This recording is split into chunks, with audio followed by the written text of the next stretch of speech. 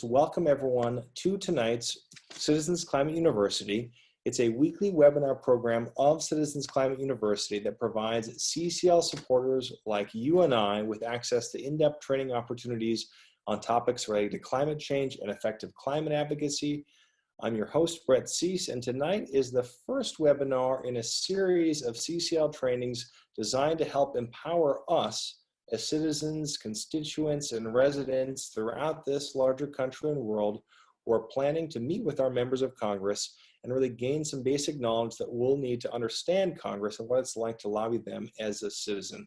So tonight we're having the chance to hear from first speakers as well as one of our regional coordinators about their aha moment when really the transformative power of citizen advocacy clicked for them. And we'll also put a link to our training page where you can get a preview of looking ahead some of the upcoming trainings in the sequence too. We always encourage any of those that you might be curious about to brush up and build additional skill sets in, as well as the two that Danny Richter, our Vice President of Government Affairs, is going to be hosting for everyone planning on attending our June lobby meetings. But with that though, I would love to welcome our co-presenter tonight, the wonderful Bill Barron. Bill is the regional coordinator for CCL's Mountain West region, is committed to the idea that building relationships is the key to our success, and is focused on supporting volunteers, encouraging creativity and engagement, and building CCL community throughout that Mountain West and the 7 states that comprise it. And Bill is here to support you tonight and share experiences as we find ways to expand our presence with our members of Congress using all of the levers of political will. So our agenda tonight is very straightforward. We're going to highlight stories to help demonstrate the power of you and your advocacy making a difference, as well as the opportunity that all of us have to really step up and make a transformation in our Congress through participating in our government. We're going to have a chance to learn from the founder of CCL. That's really going to launch this, Marshall Saunders, and his aha moment. And then we'll have a chance to learn from some stories of empowerment and learn about the citizen advantage and how to build relationships from a wide variety of other CCL volunteers that you can see featured here on our story map. We're going to hear from CCL Youth, Nick and Remi, both in the Lincroft, New Jersey chapter. We're going to hear from CCL's Latinos Action Team co-leader, Alfonso Saldaña. And we're also going to hear from CCL New Hampshire State Coordinator, John Gage. But with that, though, what I'd love to do is just center us tonight and start with Marshall. So as many of us on the line tonight know, Marshall passed away this past December after founding CCL back in 2007 and really infusing the very cultural DNA behind our organization's mission, purpose, and whole identity within the larger climate movement.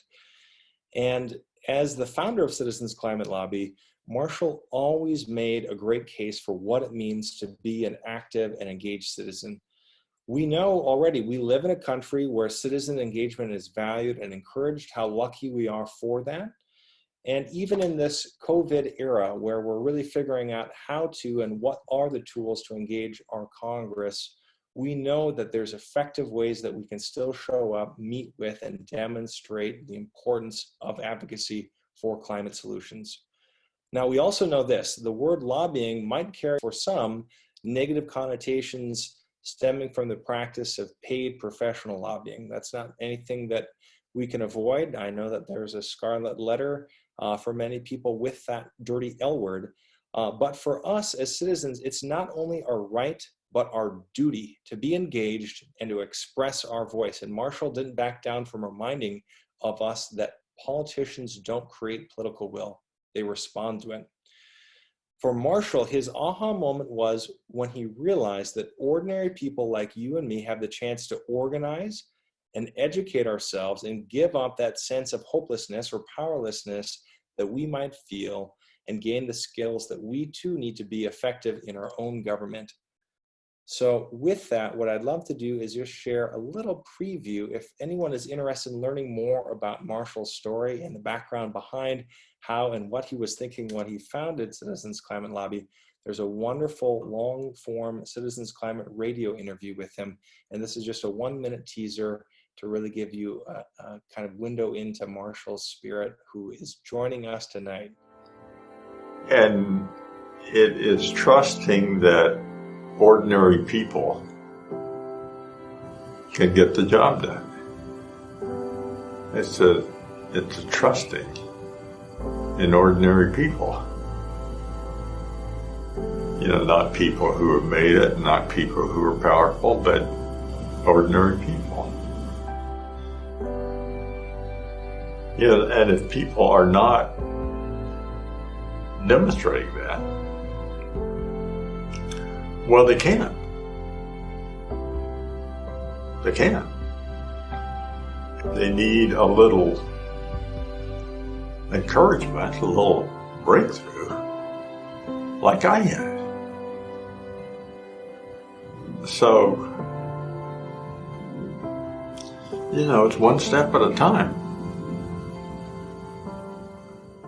Marshall's story started long before he founded CCL, and if you have attended this Lobby 101 training in the past, you've heard the powerful story of advocacy and really what got Sam Daly Harris, the founder of another powerful nonprofit, Results, started, and his quest from hopelessness to action. We won't go into that tonight, but we will give you a link to that story if you're interested as well as Sam's a link to his 20th anniversary edition of Reclaiming Our Democracy, which actually features a chapter on Citizens Climate Lobby and the influence that we've had in the citizen advocacy movement. But Sam and the whole Results movement have really helped catalyze the energy of thousands of volunteers and provided that organizational framework for which really Marshall built out the cultural DNA of how we as citizens can be effective with our own lobbying in Congress as well for CCL. So with that though, what I'd like to do tonight is just pivot now to really focus on the role of citizen lobbyists. So we know that we as individuals have experienced a sense of empowerment. That's something that really all of us can identify in our own lives, a time where we've had the chance to realize that our own active participation has helped shape the impact of a cause or a purpose that we care about.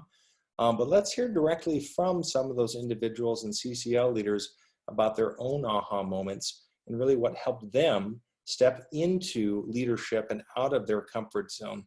First up, we're going to hear about the story of Alfonso Saldaña, the co-leader of CCL's action team, and he's going to talk about the power of stepping out of our comfort zone to really be able to achieve our larger goals. And in his story, you'll hear him share about that sensation of being heard, about the courage that he gained through speaking to his representatives, and the opportunities that exist in this far middle space that we're creating in CCL for people of all backgrounds, experiences, and perspectives to come together. Hi, my name is Alfonso Saldaña. I am the co-leader for the Latino Action Team and former chapter leader for the Brunswick chapter.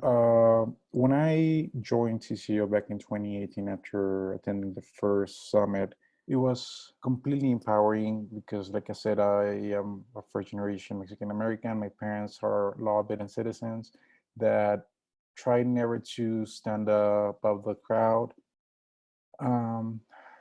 Hardworking people, like many in the Valley in South Texas. And for me to travel all across the nation, to be able to speak to my representatives about a topic that is really important to me as to many other people, climate change, which is an impending doom on humanity if we do not act now, was completely mesmerizing. It was a completely mesmerizing experience. That sensation of being heard, being able to speak to my representatives, gave me the courage that I needed to embark on some other civil rights fights that are going on. I feel that everyone needs to step at some point out of their comfort zone in order to achieve something. And for me, the fact that I was able to be on a one-on-one with a representative made me realize that are just everyday people like us. Like I said earlier, sometimes you need to do a step away from your comfort zone in order to fight for something that you believe in, which was the case with the Latino Action Team and for climate change. Because I've learned a lot, I became able to fight my fear of public speaking every month by having to host the call and engaging with the people, making the group grow, planning their activities for the month ahead, and giving them a sense of community, which is the most important thing that CCO has to offer, a sense of community that is rare to find. Here, you're able to talk to people that are not necessarily on your political spectrum, as we have people from the right and the left, and now the far middle. If you're really proud to be a part of a place of conversation. Thank you. Yeah, it's really great to hear that story. I remember my first visit to Washington, D.C. in 2010 and how nervous I was going into my first meeting, and really walking out of there from the experience, feeling the empowerment of stepping out of my comfort zone and speaking up for what's important to me and what I felt like our country should be doing. So as we said, Alfonso hits on a really important point, which is there's a simple reason why we have stereotypes associated with lobbying and why companies pay so much for lobbyists. It's because it works. Successful lobbyists, whether they are a paid professional or a passionate citizen, develop relationships. Unfortunately, you don't need millions of dollars to develop relationships. So what is our role as citizens?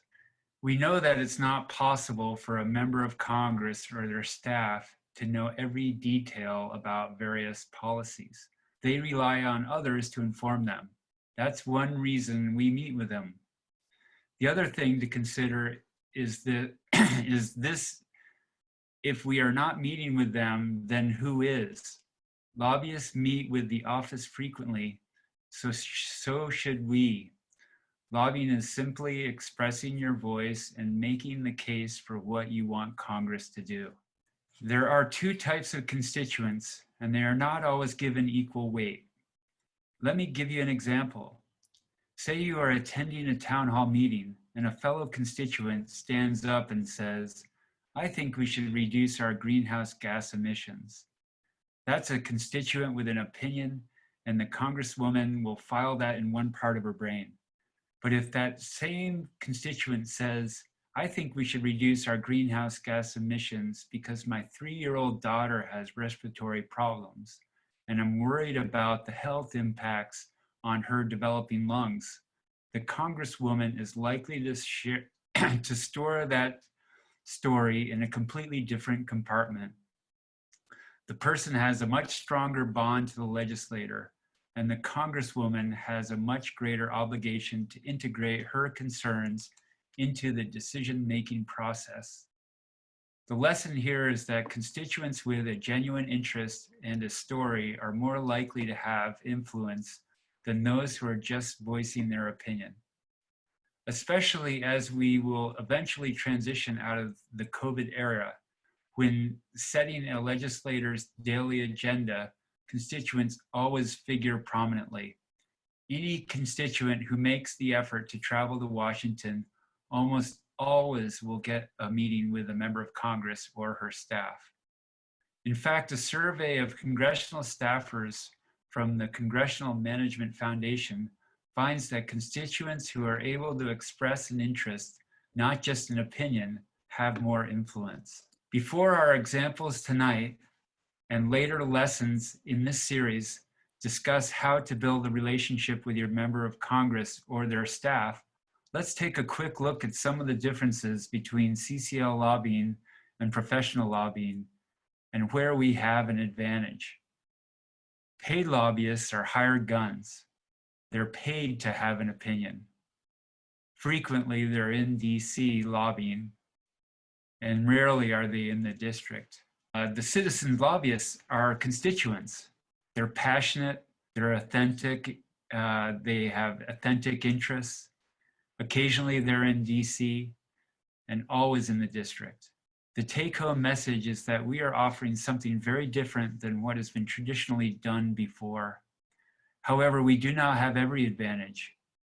We have a passionate interest in the topic, not an opinion, and we live and vote in the lawmaker's district. So we ought to play to our advantages. Yeah, here's to that, Bill. And I think you've hit on a really key point that a lot of us listening in can probably deeply identify with, and that is just that this and what we're about to engage in is, something that naturally is bringing us out of our comfort zones.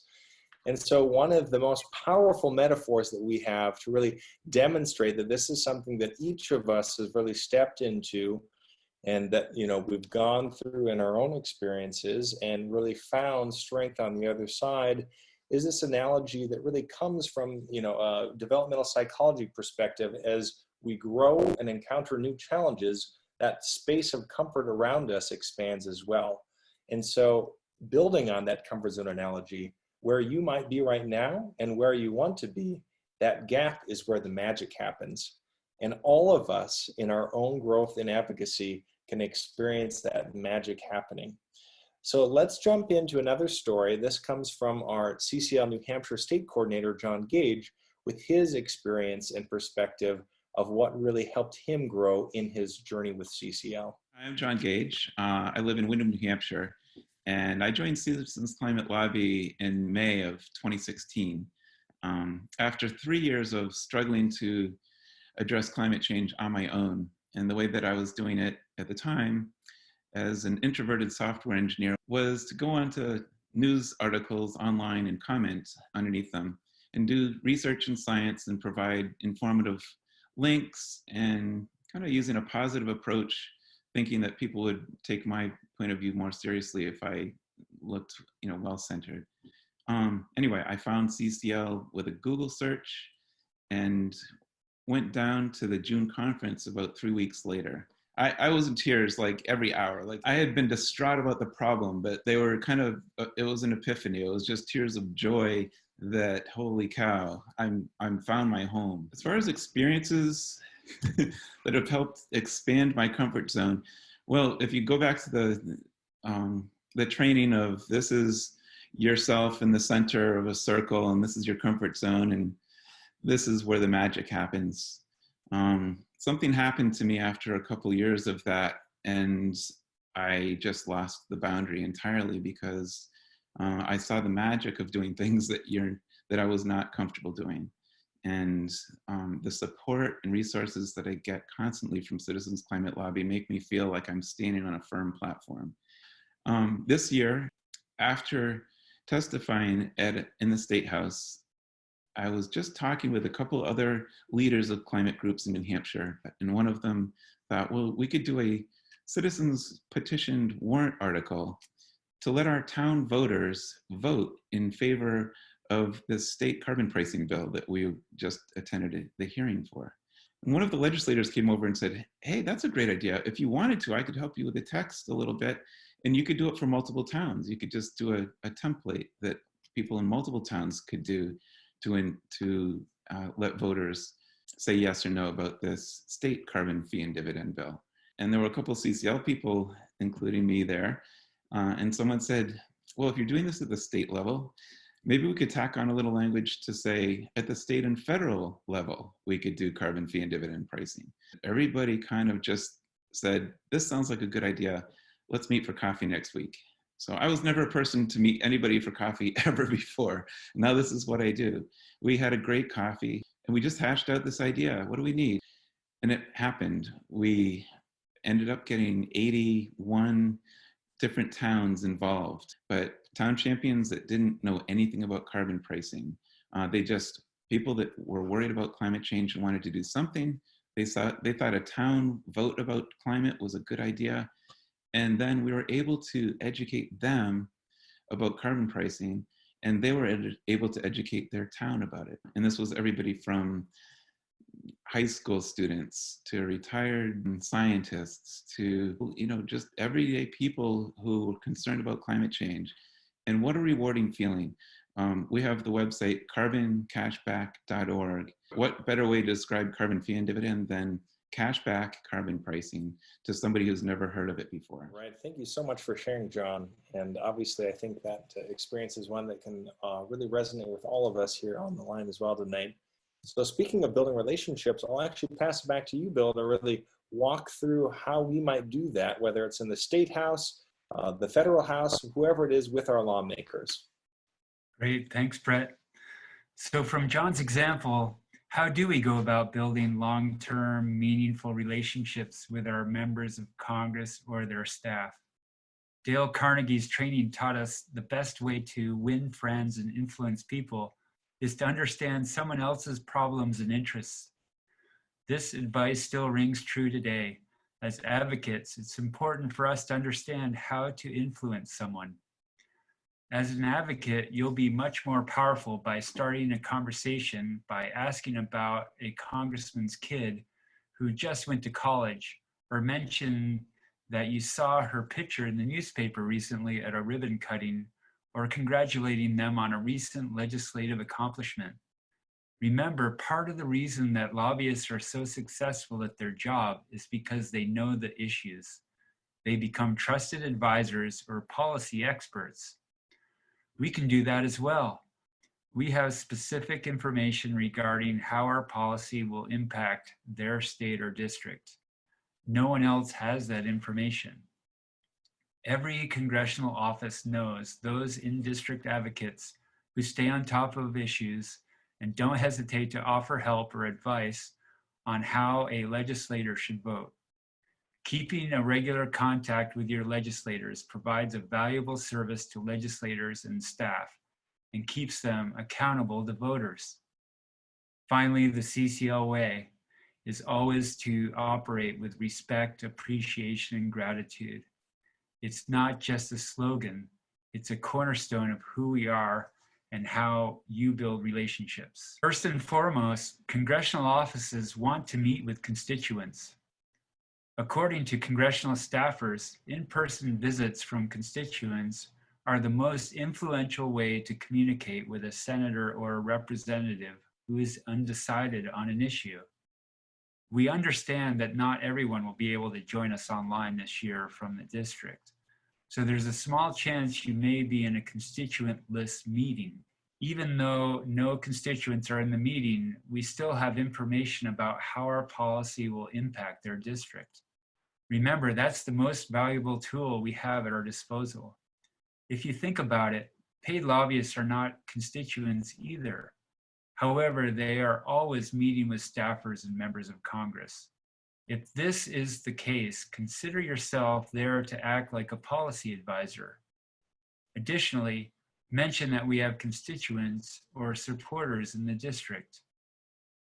In these instances, it's important to consider a couple of things.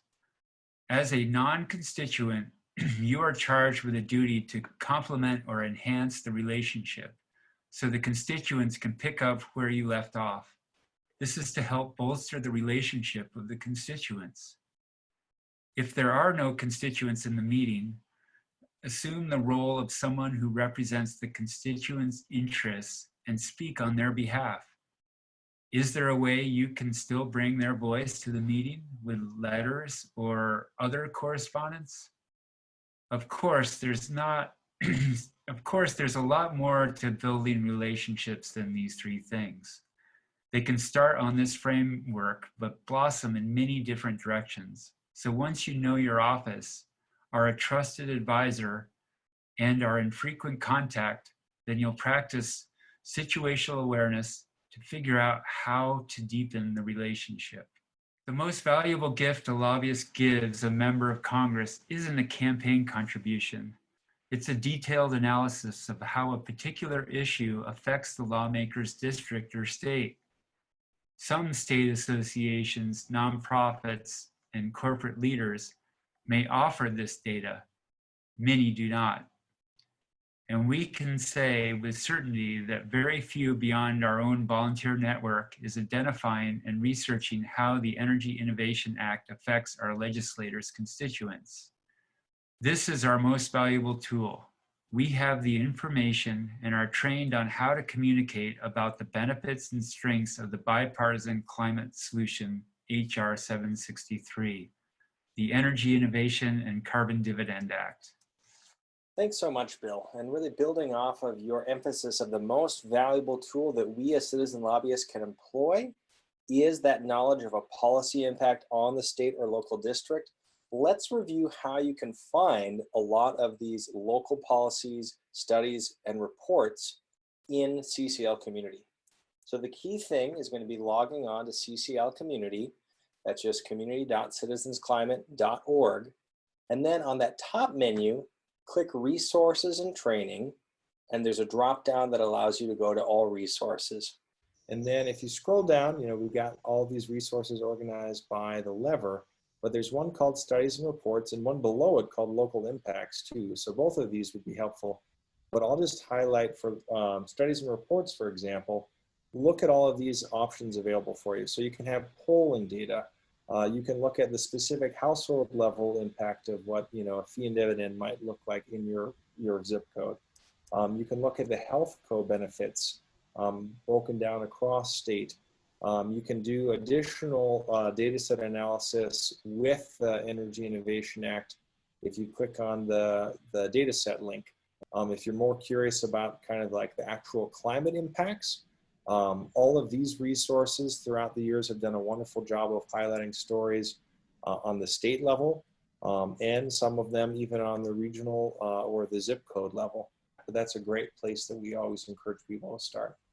And I'm guessing that there's a lot of people on the line that, whether it's with a CCL meeting yet or some other instance, have already had the chance to really share in their own chance to be in a lobby meeting. So I'd love to just invite everyone, if you have been in a constituent or even an attendee in a lobby meeting, what was that like for you? And I think the key thing as people are sharing to identify here is that this all fits within our mission and our vision as an organization, right? So we exist, all of us, looking around this webinar. We exist to create the political will for a livable world. And we're going to do that through enabling all of us experiencing personal and political breakthroughs in exercising our own power. And that is so transformative when we think about what those experiences look like, and when we remember that politicians don't create political will but respond to it, and it's our job as citizens to generate so much of it that they have no other choice than to do what we ask them. So we as an organization, we strive to empower ourselves to really develop relationships with our representatives so we can help Congress see there's political will for the Energy Innovation Act and these key pieces of climate legislation, and also to really just slow down and endeavor to remind all of us that our voice makes a difference. By showing up, we can have an impact. And I think one powerful story to close us tonight before we go to Q&A and really practice and think through our own stories is that of Nick and Remi, two CCL youth from CCL New Jersey, Lincroft, who actually were so inspired by their experience in CCL as being volunteers that they put together a short Zoom presentation to the rest of their high school classmates. So here's a little excerpt of their story as well. We've had a lot of great experiences, so we wanted to try to share that with other people and, hopefully show people our age how they can get involved with climate action, because that's, one of the biggest issues that we're facing today. So this is just a little bit about us. About me, I just actually got involved with Citizens Climate Lobby through speech and debate. I was going to competitions around New Jersey, actually with Remi. Though she does debate, I do speech. And I was friends with somebody who did a speech on climate change and environmental protections. And she was talking about Citizens Climate Lobby and how she was able to go to DC as a high schooler and talk to Congress people about why she cared about the climate. And I thought that was really, really cool. So I got involved, I signed up online, and then I joined the Lincroft chapter, and it's just been really great from there. So it was kind of intimidating, but then after I signed up a few days later, I got a call from Sarah Fischel, who is the co-leader of the Lincroft chapter. And, she was just like, "Hi, how are you? I saw you signed up. It's great to have you. How old are you?" And I told her my age, and she was like, "That's great." Like, usually I would have expected them to be like, "Oh, well then maybe we can't let you do some of the things. Like, maybe we can't let you write letter to the editors and have, our name with your article published. But no, they wanted me to do all that. They really wanted my voice, rather than, you know, thinking I'm too young to do all of this. They really were happy that I was there. So all of that is, you know, it's the people are the reason why I've realized that this is the organization that I want to be involved in. And I joined because Nick was in it and he was like telling me all about it. And then there were some speakers at our school that also continued to talk about it. And I was like, why not? Perfect opportunity to get involved. Why is it important that we bring in younger people? Younger people have really powerful voices. And, you know, while we're 25% of the population right now, which is already a huge voting demographic, we are 100% of the future. So I think that we're in a really good place to use our voices. Well, I think it's also really important because as young people, like some of us are like a lot more open to like learning more. So like as more science comes in and more facts come in, we're more like reactive to that. So we're more likely to fight for climate change. Yeah, and actually I was lucky enough to go to DC and lobby and talk to Congress people and their staffs. And they light up when they see a younger person because, you know, we're there for really what we care about, while a lot of the adults, you know, they're there lobbying, they're paid to just convince people of what their company wants or things like that, while kids are there because it's their future. It was really empowering because, you know, these Congress people wanted to hear from people my age. And it was really empowering to see that I was literally in the office of, you know, a congressperson who can sign this bill and add their vote to it and make it happen. And it wasn't impossible to make that happen either. CCL has been so supportive in, you know, not only making sure that I was able to get there, stay in a hotel room, and meet all these people and organizing my schedule, but I was really able to communicate with them for 30 minutes or more in some cases. And while I can't say that I necessarily revolutionized climate, I think me and a few other volunteers who met with the Congress people, we you know, made a difference in making their office a little bit more concerned about climate and making them realize that people in their district cared about this. Thank you so much, Nick and Remi, for taking the time to really inspire us and remind all of us that no matter, you know, how big or small our voices might feel, by showing up and participating in our government, we do make a difference. And for all those listening in that identify as young adults and youth, we definitely encourage you also to reach out and get active with CCL's youth team. And the simple way to do that, you can find out more information on CCL Community, but you can also just email youth@citizensclimate.org, you know, featured right here on their story slide, and get in touch with the co-leads of that action team. They're doing really essential work. So I'd like to just encourage all of you, especially kind of based on what you've heard already tonight with these example stories, what influence would you like to have? Take a moment to consider an opinion that you hold, and especially related to climate change, and then how you might transform this opinion into a personal interest or story, like Bill highlighted, that would more deeply resonate with your member of Congress. How could you connect with them and really emphasize the story that you have to share? We encourage you to start writing that down even tonight so you can reference it in advance of your own future meetings with your member of Congress. And it can be anything from, you know, Bill's example of the mom with an interest, her own daughter's respiratory problems, to, you know, maybe you're a farmer or a construction worker and you're seeing industries facing business impacts that you can already succinctly connect to your own story. You know, here's one final quick example. You're 30 years in the insurance industry. You've seen reinsurance has had increasingly historic costs due to the unpredicted rise of extreme weather events. And you're also a current small business owner and a centrist voter. You're here to look out for your business's bottom line, and you're here to also pitch a policy that's supported by both sides of the aisle. Whatever it might be, really taking the chance to practice your own story in advance and putting that time in is going to help you thrive for your lobby meeting. All right, with that practice, let's wrap up for tonight. You have begun.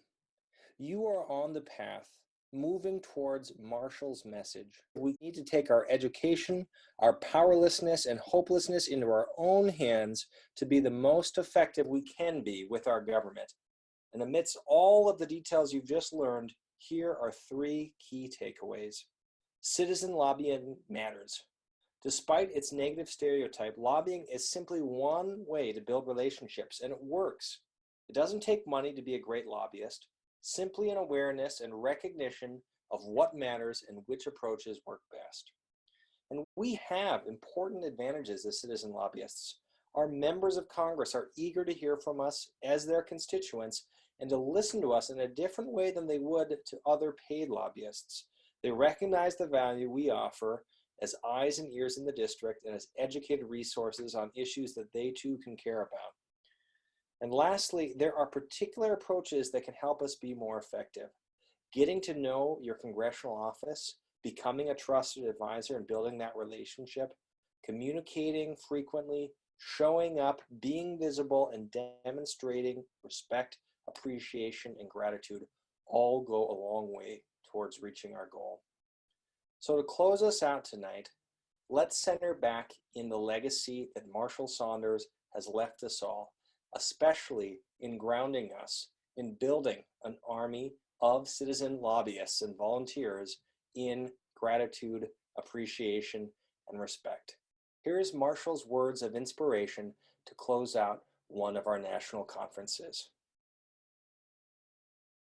We are building an army, a peaceful army.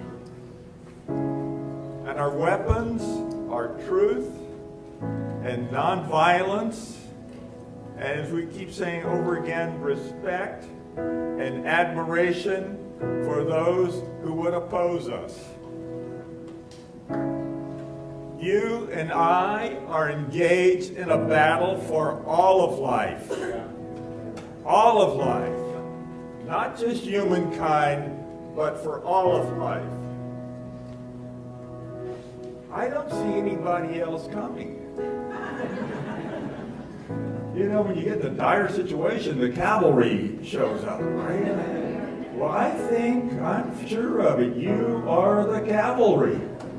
We are the cavalry.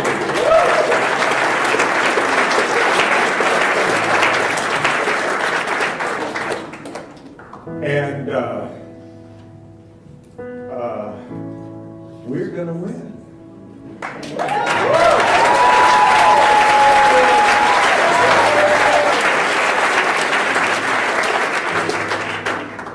And there's no choice about it. There's no choice. We're going to win.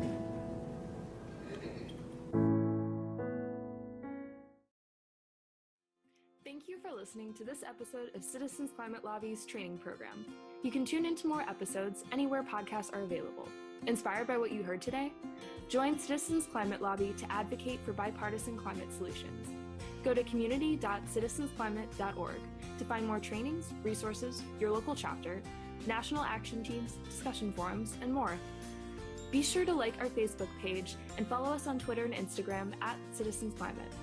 We also invite all of our listeners to subscribe to our YouTube channel for more inspiration. And together, we are creating the political will for a livable world.